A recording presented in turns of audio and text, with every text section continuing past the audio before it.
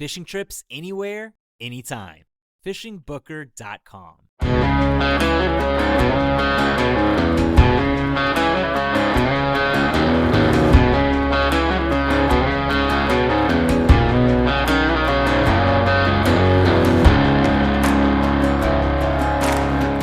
Welcome to the Habitat Podcast, the podcast for wildlife habitat management, hunting strategy, and land stewardship.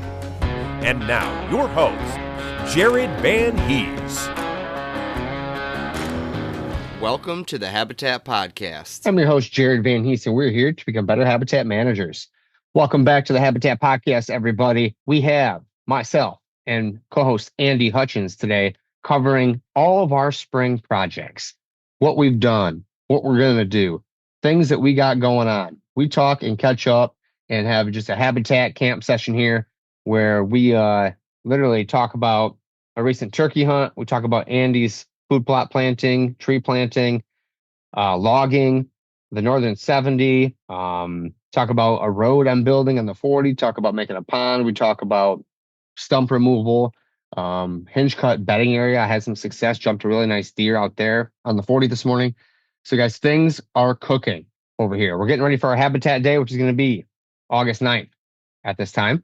That should not change. We're thinking August 9th for everybody, giving everybody, a couple months heads up to make it for that day where we're going to have a lot of vendors, a lot of examples of techniques and things that I use on my farm. You guys are going to see it, the HP40. So that'll be coming up. And then again, everybody who hasn't planted yet, you can still get your Vitalize in. I will be getting mine in mid-June, a little bit later than I want to because of the ice storm cleanup, but check it out. That's all still going. And then we are also looking for more dealers at Vitalize. So if you're interested, look up on our website if there's a dealer in your area. First of all, if you want to buy seed, that's going to be your best price. Go to our dealers. Secondly, we're looking for more. I'm going to call a guy back today for one in Minnesota. So we're looking to add dealers, especially for fall. Fall is going to be rocking. And just want to thank everybody for the support here at Habitat Podcast. Land plans are wrapped up. I'm finishing up a few plans internally, but we're not taking on any more for obviously the spring of 25. We are already building out and making a list for 25, 26 if you're interested. And then last but not least, I want to thank all of our partners, all of our Patreon members. We had a new Patreon, or I guess it's a patron is what I'd call it this week. Travis, appreciate you, man. He's from Ontario. So guys, we have members from Ontario out to Iowa, Minnesota, down to Texas, over to North Carolina and the Virginias, and everywhere in between. This is a great group. So if anybody's on the fence about that, come check it out. Love to have you. And last but not least, our listeners. Thank you guys so much for everything you're doing and coming back here week after week. We're going to keep pumping these out. A lot to do this summer on the HP40 and the Northern 70. Hopefully you guys are being safe, enjoying yourselves. Let's get to it. Spring updates and habitat projects. Adios. Hey guys, Al here, Vitalize Seed. I hope you all are doing well. So we got a lot of new things happening at Vitalize this year, and I wanted to highlight some of those. First off, we got a brand new website. We just added a chat feature to that website so you can get your answers to your questions in real time or as fast as possible. Those actually come directly to us, so we can answer those questions, as well as has some auto answer features for those frequently asked questions. So trying to further increase the customer service that we offer. Number two is we are offering bundles now. So we got a lot of questions about people trying to piecemeal things together. So we took the guesswork out of it for you. You want a fertility bundle? Add that to your cart, and it gives you all of our natural fertility products in one place. We also are adding bulk pricing. So been asked about this in the past, and we've done some, kind of one-off things. But for those people who are buying, 5, 10, 15 acres, depending on the product, we're going to be offering some bulk pricing options for that. So right now we got that up on Nitro Boost. We also are going to have that up for the Clover Chickering Oats offering, and might expand that to other offerings as well. Other things are new products. So we got our annual clover. That's a fantastic product for frost seeding and also for this early spring, especially for those who still want to plant Nitro Boost. They want to get that annual clover established. You could go in and drill your Nitro Boost right through it, broadcast through it, mow it off, spray it off, etc. We got our premium clover plus. I'm using that on all my logging trails. That's a fantastic product. I'm also using that often with our clover, chicory, and oats mix. So I might use clover, chicory, oats in the first year on my logging trails like I did last fall. Let those oats come in, they'll die off, and then I can frost seed my premium clover and chicory over top of those trails now. So those are areas where I want a perennial crop growing. So I'm using that mix. And then we added our brassica mix as well. We, of course, have our seed feed and seed armor. Those are selling fantastic, and various other products, guys. So please check us out at vitalizeseed.com. We sure do appreciate you, and we're looking forward to a fantastic 2025.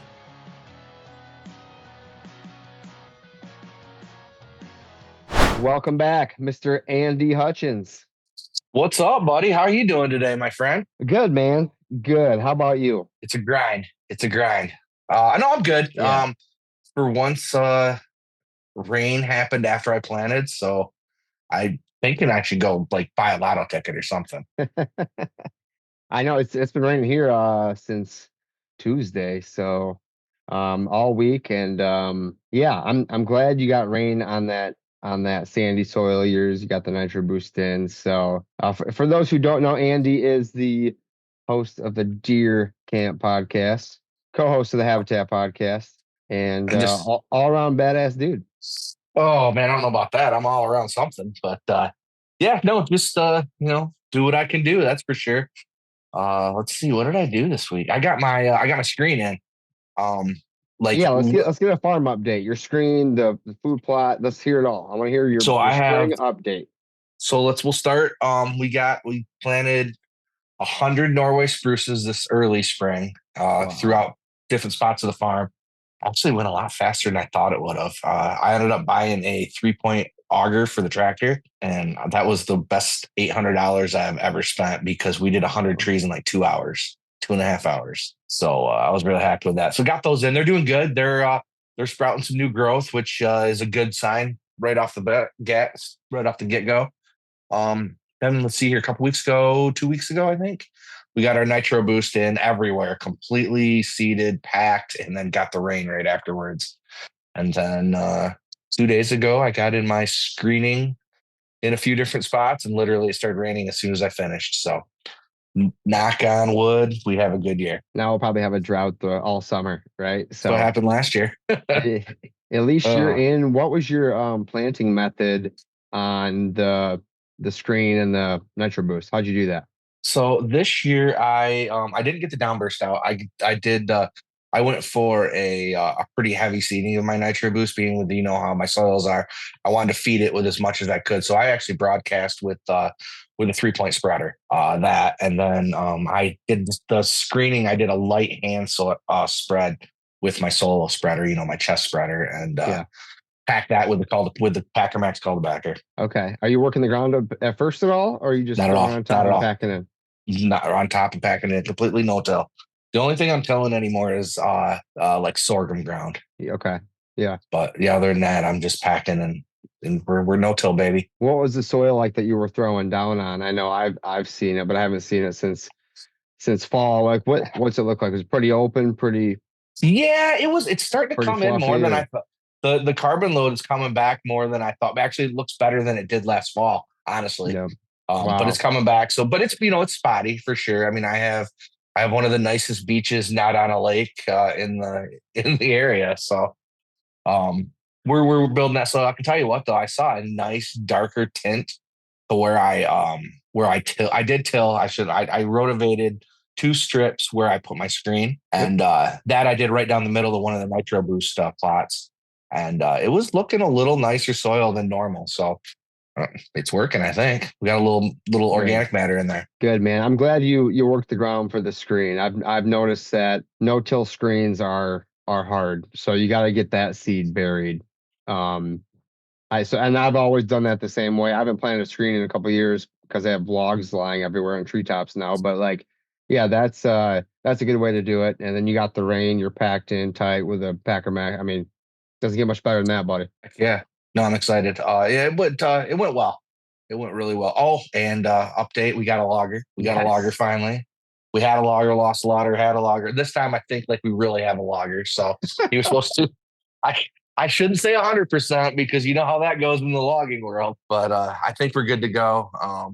They were talking like August. I was like, well, anytime sooner than later would be better, but whatever. You got to get in here in August. You got to get in here in August. I get it. Yeah. So Well, just come. good. Just come. I don't care. Just come. Yeah, no, just show up. Cut. Yeah, I mean, because we walked that last year, and what did I have? I had it logged in 2020 or 2021, and the canopy was already filled back in. I mean, you saw that when we were back there. So we need that logger in there. Cut away. He's like, everything. I'm like, everything. Just cut. It'll grow back. Yeah, it'll grow back quicker than you think. Yeah. I was blown away by that. What's going on with you? How's the 40 coming? Good, man. It's been raining a lot, so we were starting to dry out last week, I think, or maybe I was there like Monday, and it was starting to dry out, and then we had 3 days of rain. So, but today I went out there. My buddy owns a gravel pit, so I bought my gravel and stone from him. I don't think it's any super smoking deal or anything. They like to support my friends, So they called me yesterday. They're like, hey, we can be there tomorrow morning with 50 ton of 1x3 limestone. I'm like, tomorrow morning, son of a gun. Okay, I'll figure it out. So that was this morning. They said they were going to call me and let me know and maybe be there at about 8:30. Well, the guy calls me twice at 7, and he's like, I'm getting off the highway. I'm like, I'll be right there. So I jump in the truck and ripped up there, and it's pouring rain. And I got right to the property as he was pulling down the road because he had to go really slow with that big truck. So I caught him. Might have broke a speeding law on the way, but I caught him, and I went back there, showed him the area. I had to move my tractor and trailer out of the way, and then he came back and dumped 50 ton of gigantic. It's more like 1x5 or 3x5 limestone. So I got 2 huge piles of that sitting there now this morning. And what we have to do, and I met with the excavator last week out there. We have to take off the topsoil on the road, because that's just mushy. Yeah. I've driven through it. It's clay and organic matter. So I got the stone, but we need to either get a skid steer in there or a dozer in there and scrape off the first 5-6 inches of the mushy stuff, lay fabric down, and then put this limestone base on there. So I've been really trying to organize that over the past month. And it's starting to fall into place. It's like I said, it's still kind of wet right now, but like I can't get a forestry mulcher to the back without a dry way to get there. And I kind of want to keep getting stuff done before the Habitat Day this fall. So it's kind of like spend the cash and get the right supplies in there and get it done for a road. These guys are like, why do you want a road through the middle of this woods way back in the middle of nowhere? I'm like, well, I got plans. So that's what I was doing today. I did also take a walk. My cuttings from the red osier dogwood and the willow that I planted on our Patreon group on the Marco Polo app about a month ago, those are all looking really good. Okay. So that's the most success I've had with red osier dogwood. Willows should do fine, but I just I had those in a bucket together. So the willow natural rooting hormone, I think, got into some of the dogwood. And I planted them together as well. I put dogwood and willow a lot in the same hole, kind of accelerate the rooting hormone. Just testing some stuff out, and it's going well. So I checked that out. I kept walking. My clover that I frost seeded, all the premium clover plus chicory from Vitalize, that's all coming up really nice along the logging roads. Then I got back to this new plot I'm cutting in, and man, it's just lush as ever. There's all kinds of clover coming up, but the coolest part about the whole thing was the understory that's coming up everywhere now. I mean, I was noticing white ash, green ash, maple seedlings, ferns, grasses. Everything is already a foot tall back there, and everything's neon green lush with those rain we've been getting. So nice. Kind of just like a check in and see what's up. And they're still really wet. I still need to get some water drying out of some of this stuff. But per your comment about getting your logger in there and cutting and getting that sunlight in, man, it's I'm seeing a huge difference in just 6 months. So it's looking really good. Yeah, it's funny. I told him, I said, either you're gonna do it or I'm gonna, because these trees are coming down, and I'd rather see him. I'd rather see him get out of here than not. So if either you're gonna kill him or I'm gonna, so either way, it's happening. So Yeah, it's just another really cool part about it to agree with what you're saying. I come around the corner and two deer were feeding in the clover. They took off. Two does, I think. And I'm standing there and I'm taking a video, which I'll put on Instagram and stuff. And a buck jumps out of a bed 10 yards away. I had already walked by him and I stopped. When I stopped, he took off. And I was talking on the video, I think. And yeah, he did the way that a buck does. He put his head down and kind of snuck through. Right in my hinge cut bedding area that I made about a month ago. Right where he's supposed to be. Exactly, dude. Exactly. And you'll hear me in the video. I'm pumped because it's right there. I went in there 2 weeks ago and I cut paths through all the hinge cuts to try to give him some more navigability. Is that a word? It is now. It is now. And man, he was bedded right there. So that's going to be pretty close to where I'm putting a blind, and I'm going to access from a totally different way. So he doesn't get me coming in. It's going to be close, but my access is going to be changed totally around the backside of a pond and stuff. But it's just really cool to see all the work that we've been doing out there, kind of starting to come together with the green up, the deer bedding in there. I jumped him again a little further down in another treetop, or it was another one when I kept walking. So it was just like, yep, it's working. It's working. How'd the growth on the buck look? He was probably like this so far, but pretty big around, Nice. But yeah, like it wasn't like a spike, Mm-hmm. So it was, hopefully it's that 10 point from last year, because that's right where I thought he was bedding, but who knows? He looked healthy. Okay. Hey, that's all that matters, right? Yep. So no, it looked good, man. All right. Well, cool. You had a little success this week in the hunting woods. Yeah, turkey hunting. We did our annual turkey camp, which is like a 1-day hunt, and that's all it's needed to be so far. And my buddy comes in from Missouri, my buddy Ethan, and we meet up with Corey. And let's see, we put 2 birds to bed on Monday night. Usually we see a lot more, so we're kind of like, I don't know what's going on. And then so I picked up Ethan from the airport. His flight got delayed. I think I got home at like midnight. Got up at 3:30, went and picked him up, and we went down there and we hunted the roosted 2 birds. They were further away. They flew down a little bit different direction away from us, and we worked them for 2 hours. They would not come closer. So we made a move, and we got him to start coming our way. This big Tom, and he came to like 67 yards, 65 yards. I couldn't see him. Ethan could see him. Ethan's a really good caller, so the Tom's just going off like crazy, and he thought he was closer than he was. So he took the shot and no go. So that was like a 3-hour ordeal working this big bird, and he was kind of down, and we looked around, and so then we just started hiking, right, like public land style, just hiking with the shotguns, calling. And we were not running into anything. Ran into some other guys doing some shed hunting and whatnot. And then we finally, we're getting kind of down, and Corey's like, I don't know, maybe we should try this other farm down the road. Let me try to get permission. And I'm like, dude, just let's keep walking. These birds are moving around too. We never know who's gonna answer. And soon enough, dude, like 3 minutes later, we strike up 2 gobbles over this ridge. So Ethan goes, all right, you guys are up. We're like, no, man, no, it's your turn. He goes, nope, you're up. I missed. You guys go. So Corey and I get set up right next to each other, and we're calling these birds in, and they come up over the hill, and there's 5 of them, and ended up, we're trying to 3-2-1 this thing. And it was the most cluster of a conversation I've ever had in the hunting woods. We got to 1, 3-2-1. We got to 2 twice and had to call it off because these birds are just moving in their heads, and they're one behind the other and this and that. Finally, we got it, and we both smoked them like 30 yards. Corey and I, we doubled up. And so that was really fun. Had a good time with that. And we ended up taking those birds back to the truck. And while we were shooting those birds, the farmer down the road said, yeah, go ahead and hunt that other farm. So we decided to get in the truck. We drove down the block a little bit, and we saw a bunch of toms in this field, and we hurried up and we got set up.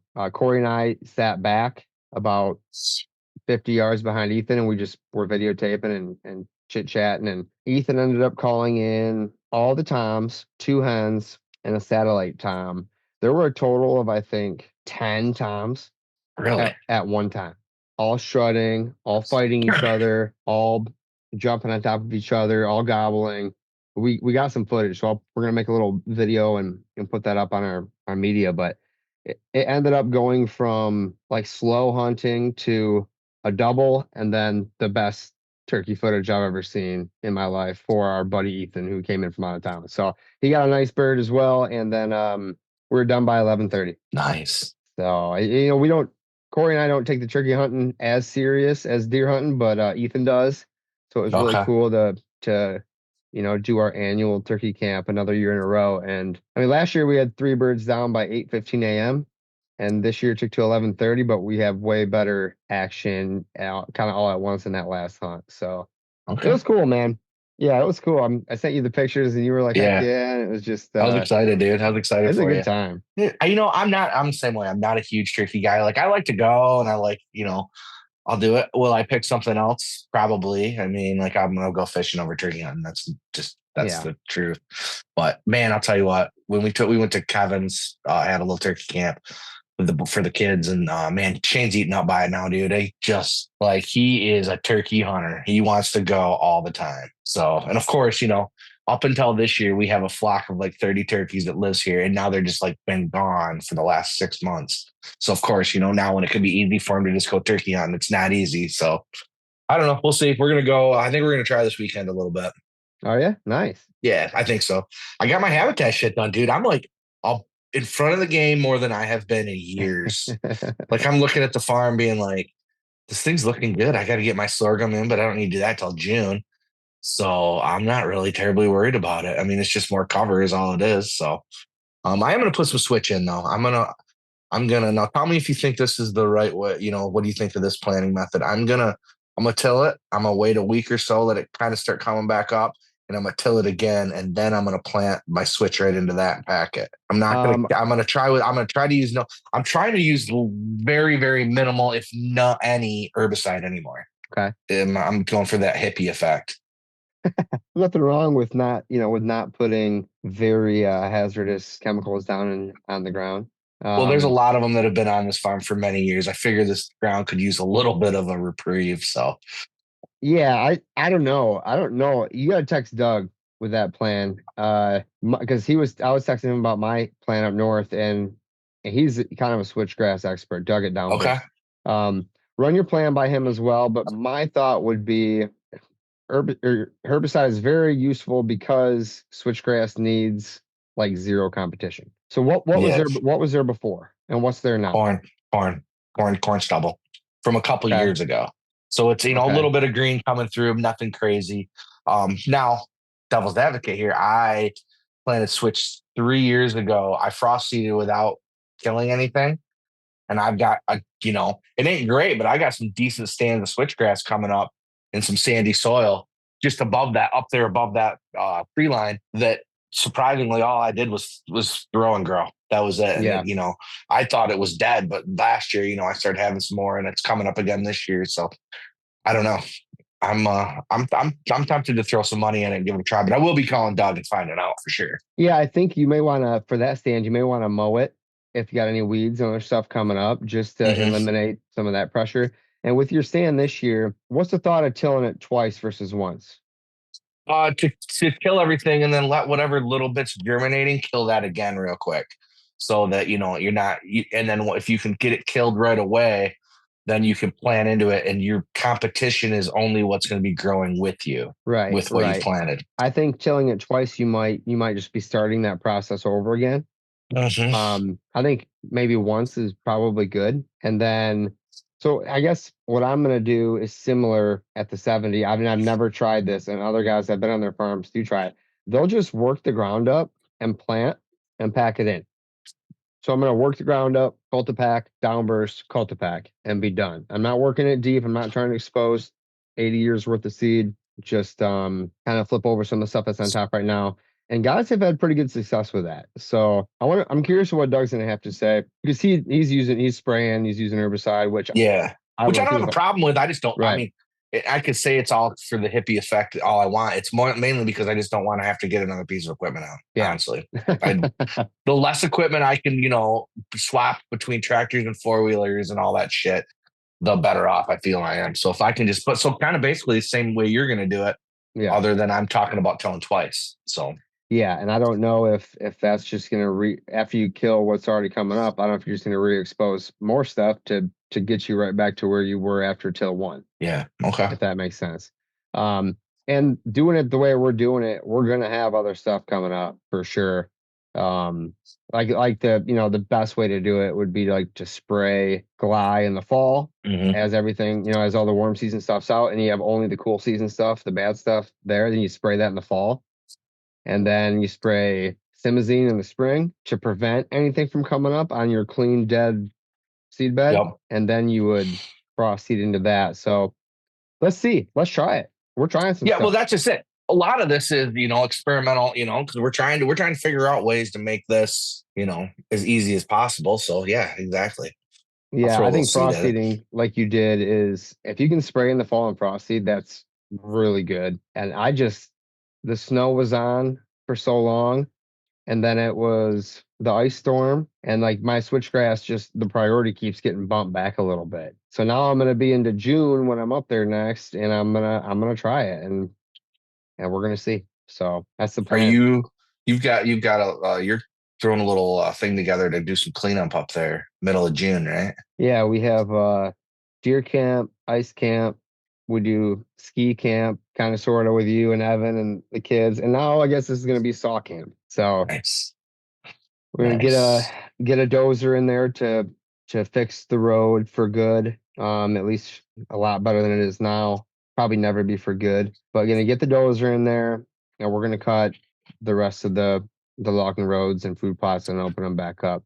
Evan and my dad and I cut one full Saturday up there maybe 3 weeks ago, and it took us 3 hours to get 70 yards, maybe more than that, because you got stuff that's caught up in the trees leaning over the road. You got stuff on the ground. So we got all the way down to the food plot that you and I planted, the big one. Okay. You can get through there, but you can't drive on it because there's still brush everywhere and holes in the sand and everything else. So we got that done. So we'll put Josh on the dozer. He'll fix that road down, and then me and the other guys, we'll go cut every other road and all the other trees, and we'll be there for another full day at least cutting. Okay. Depends how many guys show up, right? So yeah, I told you yesterday I can't make it, which bums me out big time. You already bailed. I bailed. I was like, what work? I'm out. No, I've got it's Crystal Mountain Tack that weekend, and I've actually got guys staying here. So probably my wife probably wouldn't be too happy with me if I was like, hey, I'm going to Jared. See you later. Oh, by the way, there's 6 guys staying here as well. See you later. No, it's totally fine. We appreciate everybody who can get up there and do what they can. And the Total Archery Challenge, I'm bummed I'll be missing it this year. I had fun last year. Are you guys not getting a house with Brent and them? No. I'm there. We are. That's the Boyne one. That's Boyne. That's the weekend before. You're right. Crystal's the weekend after. And that's just, I'm not shooting it. I'm helping out in a couple booths, and I'm gonna hang out on Friday and Sunday. I've got and then we got a graduation party on Saturday. Nice. Okay. What booths are you gonna go hang out at? I will be hanging out with Outdoor Driven with Andrew there, the nonprofit, and then Genesis 3D will be there, and then I guess whoever else is one of our camp members, I'll be hanging out with whoever's there. It's my plan. Man. You guys want to see Hutchie and meet Hutchie? That's right. I'll be around. Both Total Archery Challenges you're going to. Yes. Yeah. I'm going to shoot Boyne. I'm shooting with Brett and those guys again. And I'm actually, I filled your spot with one of my contractors, Calvin. He's coming. So Brent started the group text last night, and I think everyone's already you'll fit in just fine. Okay. So yeah, there's a lot of crap talk going on at that weekend. There's a lot of crap. I got to pick up my trophy from most arrows from last year. Most arrows lost. Yeah, most arrows lost. What if Brent asked me if I had got a hold of Easton to see if they would ship me a case? I said, no, I'm just looking for a sponsorship, so I don't have to worry about this. Yeah, Oh, that's fun, man. I always come out of that weekend, like really excited, really honed in with my bow. There should be a tack event like right before bow season. well, there is. You can go to the UP. It's not right before, but it's like the end of August. And No, from I need what like September 29th. I need like a full 2 days of hiking and shooting and getting honed in. But Well, I'll tell you what, we'll set up you got a treadmill at home. We'll set up your treadmill on different yeah, inclines and for your duration, and then we'll just have a target at different yardages every time you get off it. Be like hillbilly hillbilly tack. attack. Yeah, you Yeah. guys are gonna have fun, man. That's awesome. I'm glad I got moved back up to Boyne. Yeah, I've never been to the Boyne one. I've only been to Crystal, so I don't have Okay. anything to compare it to. Everyone says Boyne's way better, but I don't know. I think they're both cool. I don't know. Is there somewhere I can hang out with archery like-minded people and have a couple beers? Then I'm in. It Yeah. doesn't matter. It can be in a Walmart parking lot for all I give a shit, and we're shooting over the food court. Yep, exactly. Have you ever been in a hurry to get a bunch of expensive seed down and not know exactly how much to put down? Or you get it down and you run out before you're halfway across the field? I have, and I'm done with it. I'm now using the Downburst Seeder DS860 drop seeder. Guys, I've been using the 860 now for 2 years, and this thing is bad to the bone. All aluminum, handcrafted here in Northern Michigan. I will be planting switchgrass with mine. Doug and I were talking today about, prepping the ground for switchgrass, getting it on. Switchgrass is like $180 for 10 pounds. That's pretty expensive seed. I'm not just gonna willy-nilly throw it out there. So my downburst behind my ATV or tractor or side-by-side will be exact 99% accurate with this seeder for any sort of expensive seeds. You can run any of our Vitalize mixes through there. You can run expensive seeds like alfalfa, clover, brassicas, and get exact rates. Don't end up with golf ball sized turnips anymore. Get the correct rate down and don't waste your money by wasting seed. Downburst DS860 drop seeder, brand new code HP100 at checkout. HP100, $100 off a Downburst seeder. Check them out at downburstseeders.com.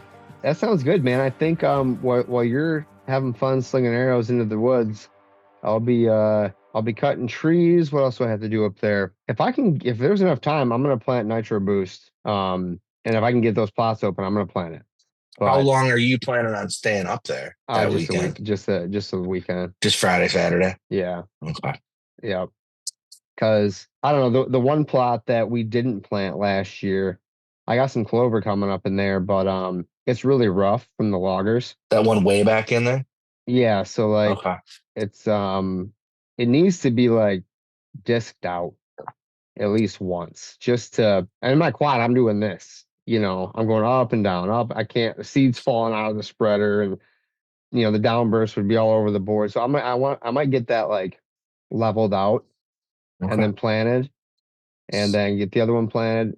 I mean, they already look neon green. That carbon load coming up looks really good. So if I don't get this stuff planted because I can't get to it, then worst comes to worst, I miss this spring and be ready for the fall. Okay. Sounds like you need to come grab that rototiller. Yeah, that would probably smooth it out better than the disc, wouldn't it? I don't know. There's not a whole lot of teeth on it, so it might not do shit. Just flatten it out. Yeah. Hey, whatever, right? Yeah. I mean, I'm okay with working it up just to get it smooth and get the table prepped, if you will.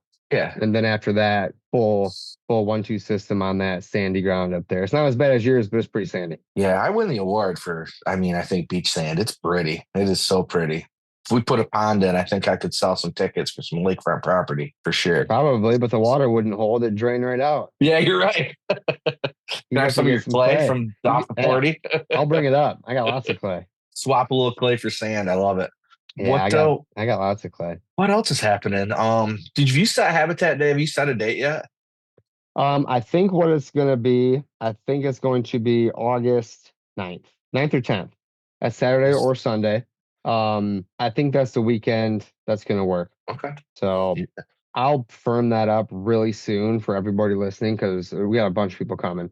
Some of our Patreon members are going to come up from West Virginia, North Carolina, Jeff was maybe talking about from Wisconsin. Like we got a bunch of people coming to this thing. So I got this fire under my rear to get the 40 going and done and ready. At least I want to show hinge cut bedding area. I want to show the food plots and the downbursts. I want to show the blinds.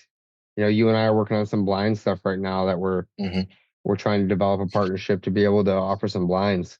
And mock scrapes and the road, how to build a road, I guess is a good one because that seems to be something I'm learning.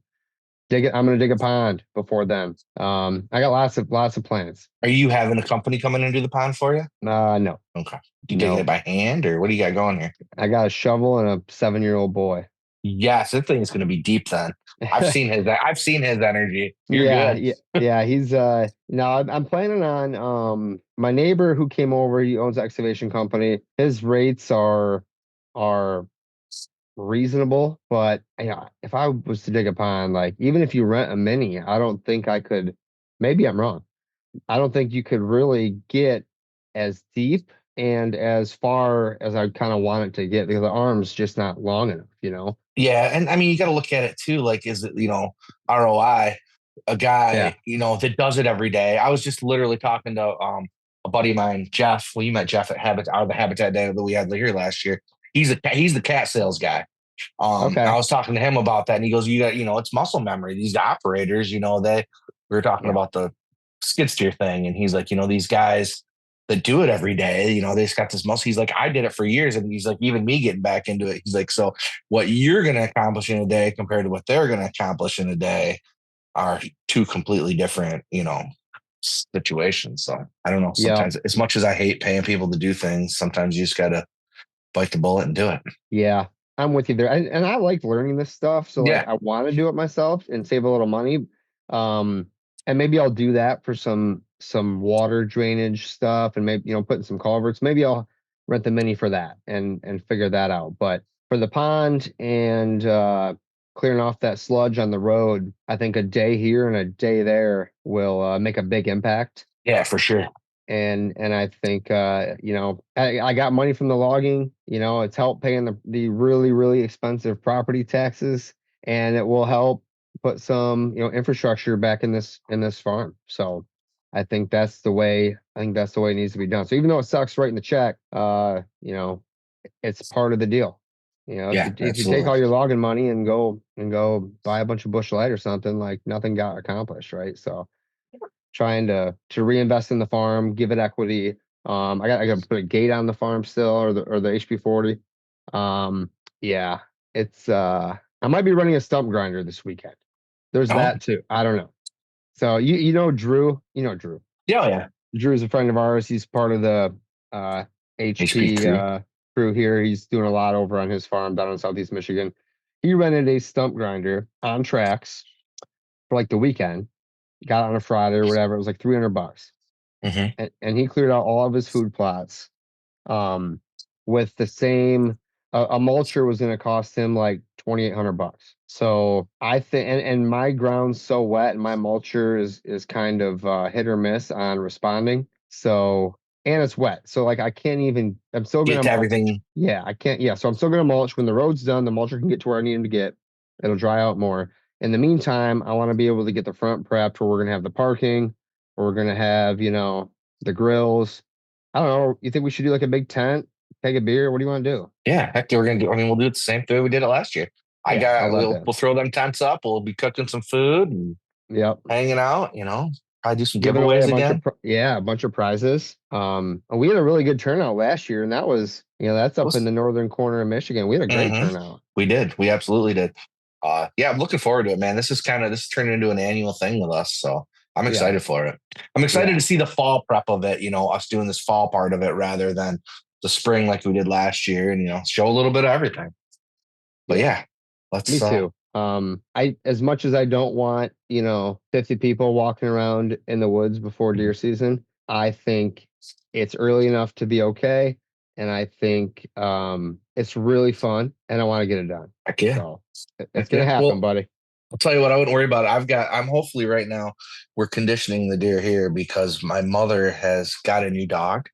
And so she takes it on a walk every day, all the way around. I mean, she's got some nice, gorgeous like trails to walk now. She walks around the food plots, and she's like, "Oh, I saw a deer over here. There was a deer laying over there." I said, "Well, we're conditioning them, then we'll see how this works in the fall."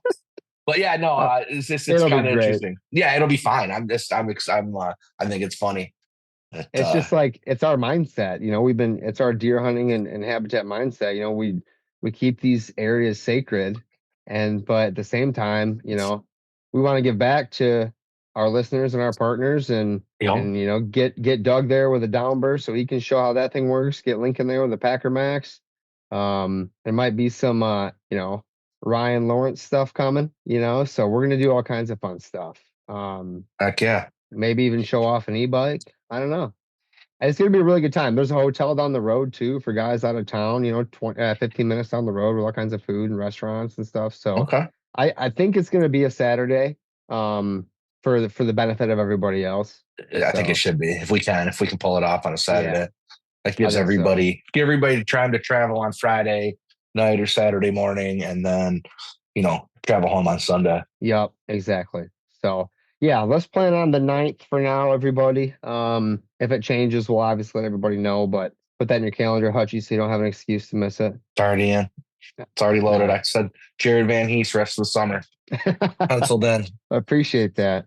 Did you apply for Iowa? Oh no, I have I gotta do that. Are you gonna try to go for this year? Are you going for it? Yeah, I was waiting for my New Brunswick moose application or results. I did not get it. That's our 3rd year in a row of applying with our friend Ryan. He's a land plan client from, I don't know, 4 or 5 years ago, and he brought Brian up there bear hunting before. We've been applying for moose. Okay. So we didn't get that. It's really hard to get. We got West Virginia at the Patreon hunt. We got the Public Land Challenge up in your neck of the woods. Mm-hmm.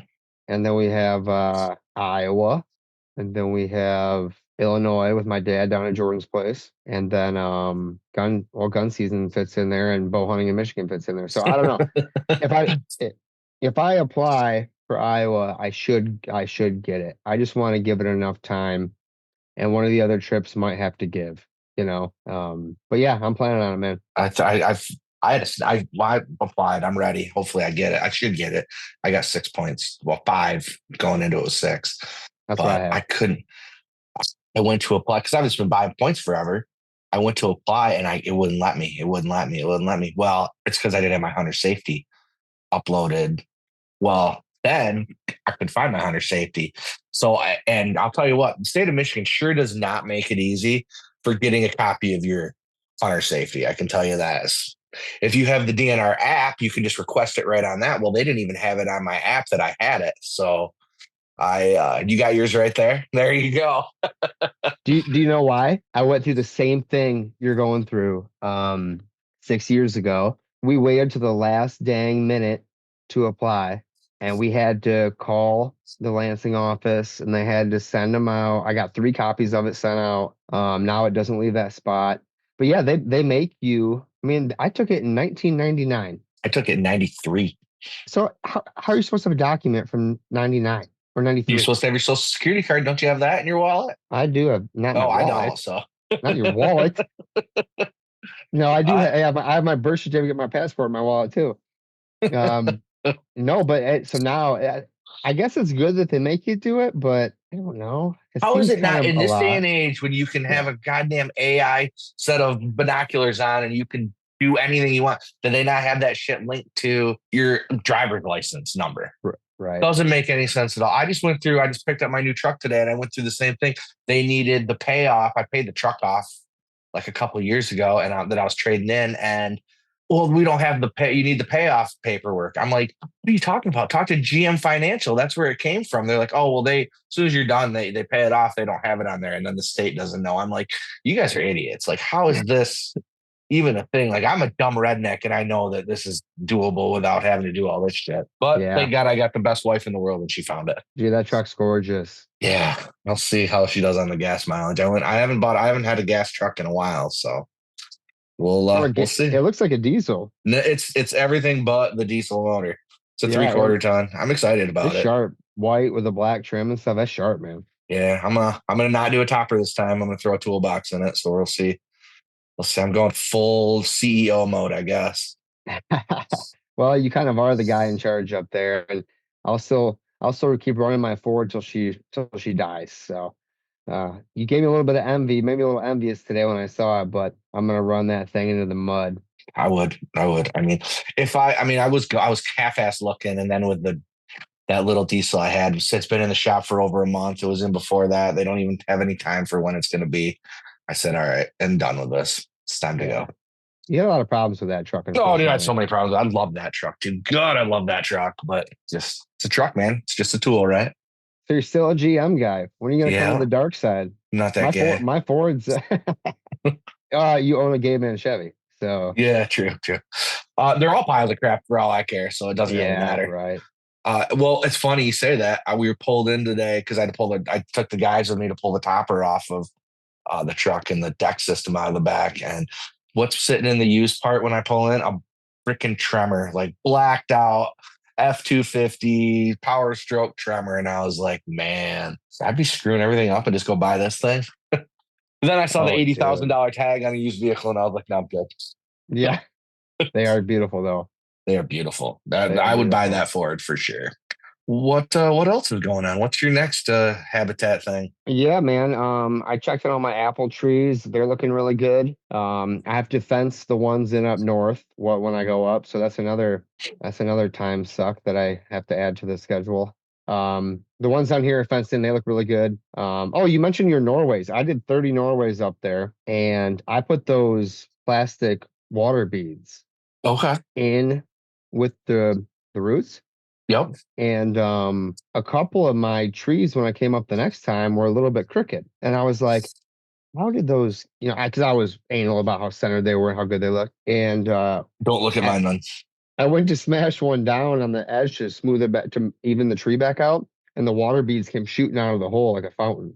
Really? So I'm really impressed with these Amazon clear water crystal, whatever they are, how much they expanded and how much moisture will be in each hole that I dug. And because it was dry when I went in there and tried to straighten it out, and man, out comes a bunch of water and water crystals and stuff. I'm like, that's good. Yeah, and pure sand, like I am up there. That's a tip for the listeners. Any tree you plant, I would add in a sprinkle of those in the bottom. I don't have long-term results yet, but short-term is really good. And I think that Corey planted with a bunch of those years ago, and all those trees survived. Okay. So it's a good tip for people with crummy soils like you and I have, that don't hold water. I was impressed. Good. Okay. I did that when I did Christmas trees one time. We dipped them in like a solution like that the tree place gave us. Yeah. And I had good results on too. So okay. I like it. Yeah, man. Other than that, I do want to cut and open up a little more and create a little more bedding. The mulcher is going to be part of the deal coming soon when it dries out. And yeah, just getting this road and this water kind of built and culverted and taken care of is really just, if I do this now, in 3 years, that place will be awesome, or next year will be awesome, where things are drying out, stuff can grow more. Like I don't know. It's not like habitat, but it's important for the property, So that's what I got going. That and kids sports. So you don't have any time, buddy. I don't know how you do it all. Dude, they're already the coach. I signed up to be a coach for my kids' football league. He's in tackle in the fall. He'll be 7. The coaches are already group texting each other. It's May. Yeah. It's May. This is another whole conversation we can have, not today, but this whole There's going to be twice a week speed and agility camps all summer. Let these kids be kids. Practice in August. 6 weeks, or maybe it's 2 weeks before school starts. They're 6 and 7. I'm not gonna lie. I'm glad Shane is not into that stuff as much and more into just golfing and stuff. Because I don't know if I could. I'd have a hard time with that. Well, we'll see. I'll do it as long as he wants to do it. And yeah, exactly. I mean, like I said, if Shane was into it, that's what we'd be doing. That's exactly what we'd be doing. But he's just not into it. So no, it's okay with that. I like golf too. So if he doesn't want to do this and we golf, or oh my gosh, we hunt and fish all fall instead of football. Okay. Stuff you get to do the rest of your life. Yep. It's funny. Yep. Shane was talking about it the other day. He's like, "Oh, I'll probably pick football back up in college." I'm like, "Oh, okay, sounds good." Yeah. Well, yeah, he'll be ready for it in college there. Yeah, I think I'll pick it back up in college. I'm like, all right, sounds good. No, Oh man, man. it's all good. I would urge anybody who hasn't got their spring stuff in yet, you still have time.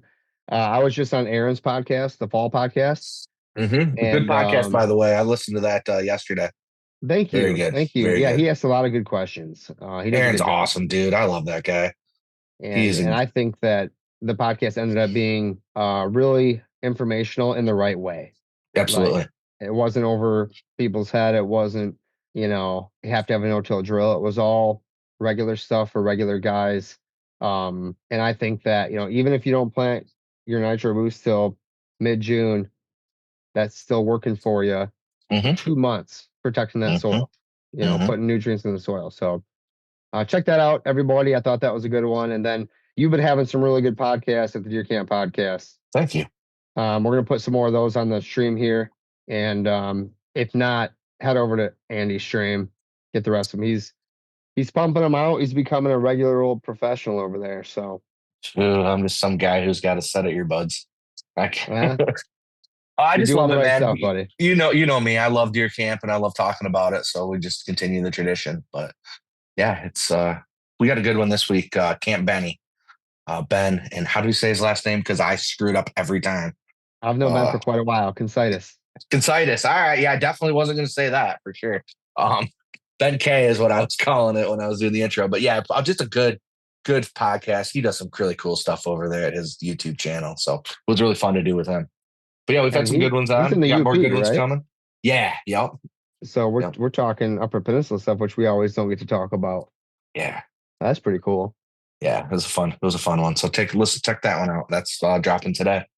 Or this Awesome. one. So cool. Well, good, man. That's all I have. I appreciate your time today. I know you got to run and get to a very important meeting today. VIP. VIP. So, I don't know about VIP. It's more of a me so sorry. We'll get there and get it done meeting, but all good.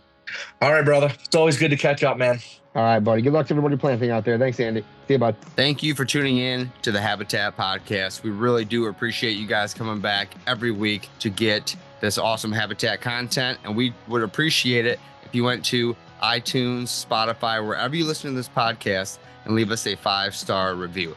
That helps us continue to grow and trend in the right direction, attract new listeners, and help us provide better content in the future. Guys, we have a website full of resources. We have a blog on the website. We have YouTube, Facebook, Instagram, all linked up at habitatpodcast.com. Our land plan services, merchandise, decals, hats, t-shirts, and I give away a free 5-inch decal to anyone who leaves us a review on Apple iTunes. Really appreciate it. I want to thank our partners, Downburst Cedars, Vitalize Seed Company, Morse Nursery, Packer Max Cultipackers, Stealth Outdoors, First Light Latitude Outdoors, United Country Midwest Lifestyle Properties, and Exodus Outdoor Gear. Thanks again, guys. We'll be back next week with another great episode of the Habitat Podcast. Thanks for tuning in.